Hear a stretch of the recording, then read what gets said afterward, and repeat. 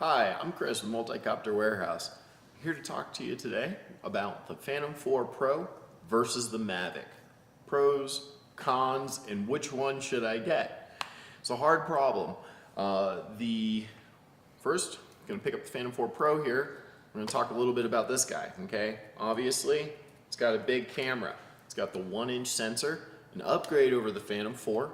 Okay, so you're going to have a bit more dynamic range, which is going to come in handy when you're shooting at low light or trying to get those sunsets. You're not going to crush out blacks. You're going to be able to see more into the shadows. It's just overall, you're going to get a little bit more out of this larger camera. You're also going to have the ability to control your aperture. So considering that you can control the aperture of the camera, you're going to have the ability to control that depth of field a little bit more with this particular model than you are with the Mavic.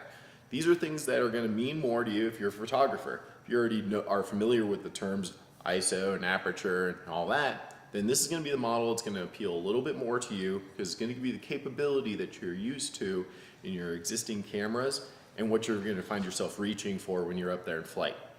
Problem is that this guy is going to be a little bit larger than its little brother, the Mavic.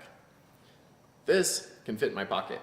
This, well, the pants that had pockets that could fit this went out of style about 10 years ago at minimum, and I don't think Junko still makes jeans. So, getting started with the Mavic. Mavic is going to be a little bit smaller sensor. It's a 1 2/3 inch instead of the 1-inch sensor. It's going to be 12 megapixel instead of 20. Still going to shoot 4K video except at a 60 megabit bit rate instead of a 100 megabit bit rate. And it's also going to be limited to 30 frames with 4K instead of 60 frames with 4K on the Phantom 4 Pro. So you're going to give up a little bit as far as photography and videography with the Mavic. However, portability. This system is going to be able to go with you to situations where you're going to want to use it. Okay? It can fit in the backpack next to the rest of your gear versus being the backpack and you putting a little bit of your gear in with your drone. So it's going to come with you more places, and if you work with the argument that the best camera is the one that you have with you, this is going to be predominantly be your best camera. So the Mavic is going to hit all of your needs for social media distribution. It's going to be a good enough bit rate and good enough video quality that it's going to match most of what you do with your cell phone, which is the basis of much user-generated content. Moving back to the Phantom, however, we are going to have a little bit, higher end footage that's going to help if we're trying to resell the footage.